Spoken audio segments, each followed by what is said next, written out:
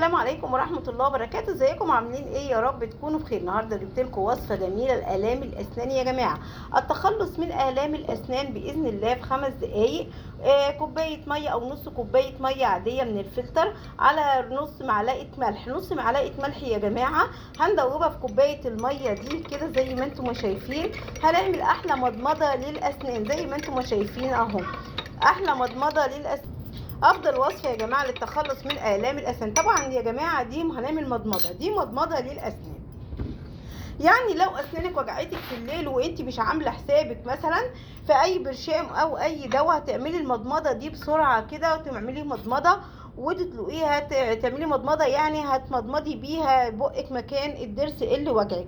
يعني لو الضرس اللي وجعك ناحيه الشمال، بتملي بقك ميه ناحيه الشمال وتركزي الميه عليها لغايه لمده دقيقه كده، وتفيها وتملي بقك تاني ميه من ميه ام ملح. دي طبعا يا جماعه الميه ام ملح دي مش بتشرب، دي بنعمل بيها مضمضه فقط لا غير. يعني دي مضمضه للاسنان للتخلص من جميع الام الاسنان في 5 دقائق.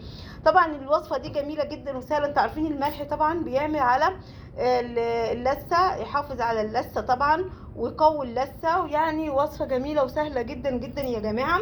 طبعا انا على طول بعمل الوصفه دي لما ضرسي بيوجعني في الليل او اللثه او اي حاجه، بعمل المضمضه دي بسرعه بسرعه كده، هتخلصك من جميع الام الاسنان باذن الله.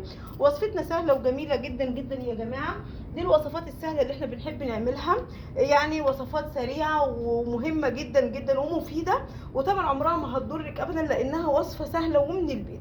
طبعا يا جماعه الناس كتيره جربت الوصفه ديت وعجبتها جدا جدا. الوصفه الجميله دي هتخلصك من جميع الالام بتاعه الضرس بتاعك والام الاسنان في ثانيه باذن الله. يعني بعديها بعد ما تمضمضي بقك ب5 دقايق تستني كده لما الجو يهدى، بعد كده مش هتلاقي اي الام لاسنانك.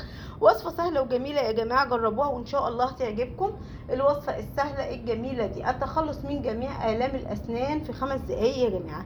دي مضمضه في ناس بتحط في دماغها ان هي تتشرب، لا دي مش هتتشرب يا جماعه، دي مضمضه للاسنان. يعني هتمضمضي بيها اسنانك مهما كان الضرس وجعك او اي حاجه، هتروقي باذن الله. المضمضه زي ما قلت لك، انت بتملي بقك ميه وتركزي الميه مثلا لو الضرس ناحيه اليمين او ناحيه الشمال. لو ناحيه الشمال بتركزي الميه ناحيه الشمال لمده دقيقه وتفي الميه تاني من بقك، وبعد كده بتملي بقك تاني لحد ما الكوبايه دي ما تخلص.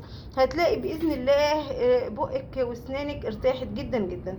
طبعا يا جماعه احنا كلنا بنحب الوصفات الطبيعيه. الوصفات الطبيعيه دي يا جماعه بتبقى جميله ومفيده جدا. يعني كمان ان الملح اصلا، يعني حتى لو انت ضرسك مش وجعك بتحبي انك تعملي المضمضه ديت، هتخلصك برضو من الالام بتاع الاسنان والوجع بتاعهم. انت عارفه ان الوجع بتاعهم مقرف جدا، وجعهم مش حلو طبعا، بيبقى عاملين الم جامد جدا جدا. لكن انا جبت لك الوصفات السهله، الوصفه السهله الجميله اللي احنا متعودين عليها، هتخلصك من جميع الام الاسنان باذن الله.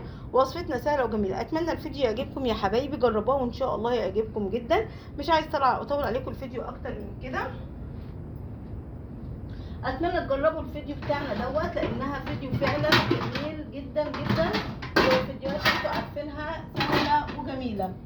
وانتوا عارفين طبعا ان الوصفه دي سهله جدا، يعني من غير تعب ولا مجهود ولا اي حاجه. جربوها وان شاء الله تعجبكم جدا الوصفه الجميله دي.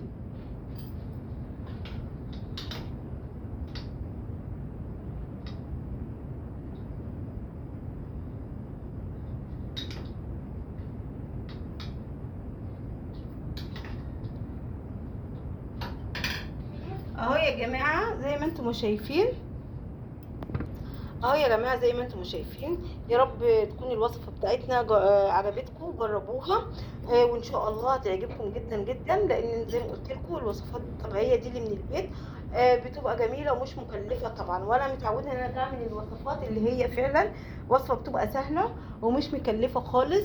جربوها يا جماعه وان شاء الله تعجبكم. انا عشان مش عاوزه اطول عليكم الفيديو اكتر من كده، يلا سلام يا حبايبي. واكتبوا لي تعليق حلو وقولوا لي رايكم ايه في الفيديو الجميل بتاعي ده.